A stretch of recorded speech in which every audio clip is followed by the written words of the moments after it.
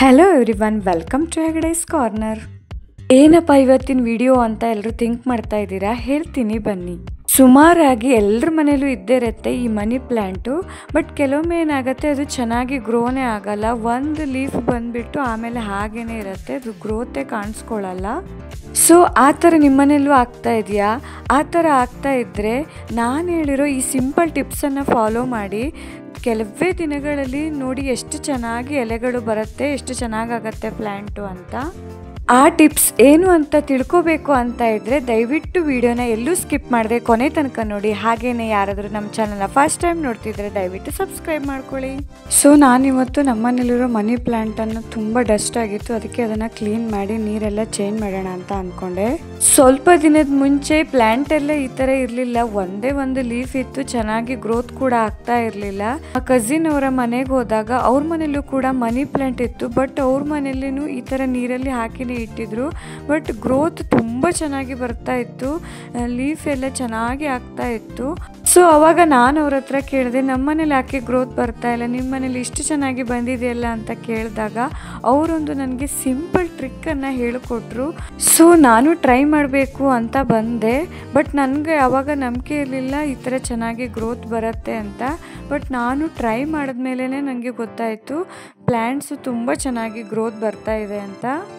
ನಾನು ಈ ಥರ ಟ್ರೈ ಮಾಡಿ ಅದು ವರ್ಕ್ ಆಗಿದೆ ಅಂದಮೇಲೆ ನಿಮ್ಮ ಜೊತೆ ಶೇರ್ ಮಾಡ್ತಾ ಇದ್ದೀನಿ. ನಿಜವಾಗ್ಲೂ ಈ ಟ್ರಿಕ್ಕು 100% ವರ್ಕ್ ಆಗುತ್ತೆ. ನಾನಂತೂ ಆ ಥರ ಟ್ರೈ ಮಾಡಿ ನೋಡಿದ್ದೀನಿ, ಆದಮೇಲೆ ಈ ಪ್ಲ್ಯಾಂಟು ಇಷ್ಟು ಚೆನ್ನಾಗಿ ಗ್ರೋತ್ ಬಂದಿರೋದು. ಅಲ್ಲಿ ತನಕ ಓನ್ಲಿ ಒಂದು ಲೀಫ್ ಇತ್ತು ಅಷ್ಟೇ ನನ್ನ ಪ್ಲ್ಯಾಂಟಿಗೆ.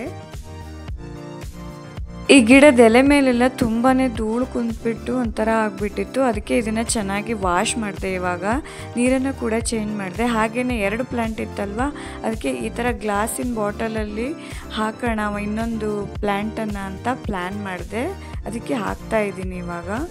ಆ ಗ್ಲಾಸ್ ಬಾಟಲ್ಗೆ ಏನಾದರೂ ಡೆಕೋರೇಷನ್ ಮಾಡಿ ಹಾಕಬೇಕಿತ್ತು ಅಲ್ವಾ, ಇನ್ನೂ ಚೆನ್ನಾಗಿ ಕಾಣಿಸ್ತಾ ಇತ್ತು. ಬಟ್ ಪರವಾಗಿಲ್ಲ, ಆ ರೂಟ್ಸ್ ಎಲ್ಲ ಎಷ್ಟು ಚೆನ್ನಾಗಿ ಕಾಣಿಸ್ತಾ ಇದೆ ನೋಡಿ ಇವಾಗ. ಸೊ ಈ ಥರ ಪ್ಲ್ಯಾಂಟು ಚೆನ್ನಾಗಿ ಗ್ರೋತ್ ಬರೋಕ್ಕೆ ಏನು ಟಿಪ್ಸನ್ನು ನಾನು ಯೂಸ್ ಮಾಡಿದೆ ಅಂತ ಇವಾಗ ನಿಮಗೆ ತೋರಿಸ್ತೀನಿ ಬನ್ನಿ. ನೋಡಿ, ಈ ಪ್ಲ್ಯಾಂಟ್ದು ಪ್ರತಿ ಎಲೆ ಕೆಳಗಡೆನೂ ಒಂದು ಬೇರ್ ಥರದ್ದು ಗ್ರೋತ್ ಬಂದಿದೆ ಅಲ್ವಾ, ಕಾಣಿಸ್ತಾ ಇದೆ ನಿಮಗೆ ವಿಡಿಯೋದಲ್ಲಿ. ಅದನ್ನು ಏನು ಮಾಡಬೇಕು ಅಂದರೆ ನಮ್ಮ ನೇಲ್ಸಿಂದ ಅಂದರೆ ಉಗುರಿನಿಂದ ಜಸ್ಟ್ ಸ್ವಲ್ಪನೇ ಈ ಥರ ಅದರ ಸ್ಕಿನ್ನನ್ನು ತೆಗಿಬೇಕು. ಪ್ಲ್ಯಾಂಟ್ಗಾಗಲಿ ಅಥವಾ ರೂಟ್ಗಾಗಲಿ ಜಾಸ್ತಿ ಹರ್ಟ್ ಆಗೋ ಥರ ಮಾಡಬಾರ್ದು, ಜಸ್ಟ್ ಸ್ವಲ್ಪ ಮೇಲ್ಗಡೆ ಸ್ಕಿನ್ನನ್ನು ಆ ಥರ ರಿಮೂವ್ ಮಾಡಬೇಕು ಅಷ್ಟೇ. ನೋಡಿ, ಎಲ್ಲೆಲ್ಲಿ ಆ ಥರ ರೂಟ್ ಇದೆ ಅಲ್ವಾ, ಅಲ್ಲೆಲ್ಲ ಜಸ್ಟ್ ಸ್ವಲ್ಪ ಸ್ಲೈಟಾಗಿ ನಮ್ಮ ಉಗುರಿನಿಂದ ಸ್ವಲ್ಪ ಈ ಥರ ಸ್ಕಿನ್ನು ರಿಮೂವ್ ಮಾಡಬೇಕು.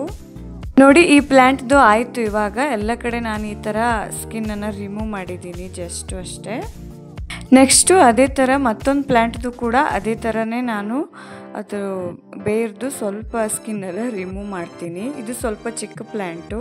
ಏನಾದರೂ ಡೆಡ್ ಲೀಫು ಅಥವಾ ಡೆಡ್ದು ಸ್ಟೆಮ್ಮು ಆ ಥರ ಏನಾದರೂ ಇದ್ದರೆ ಅದನ್ನು ರಿಮೂವ್ ಮಾಡಿಬಿಡೋಣ, ಅಷ್ಟಾದರೆ ಇನ್ನೂ ಚೆನ್ನಾಗಿ ಗ್ರೋತ್ ಬರುತ್ತೆ.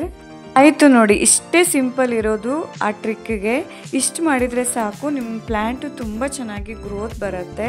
ನೀವು ಟ್ರೈ ಮಾಡಿ, ಖಂಡಿತ ಇಫೆಕ್ಟ್ ಆಗುತ್ತೆ. ಹಾಗೆಯೇ ಈ ವಿಡಿಯೋ ನಿಮಗೆ ಇಷ್ಟ ಆದರೆ ವಿಡಿಯೋನ ಲೈಕ್ ಮಾಡಿ, ಶೇರ್ ಮಾಡಿ ಮತ್ತು ಸಬ್ಸ್ಕ್ರೈಬ್ ಮಾಡಿ.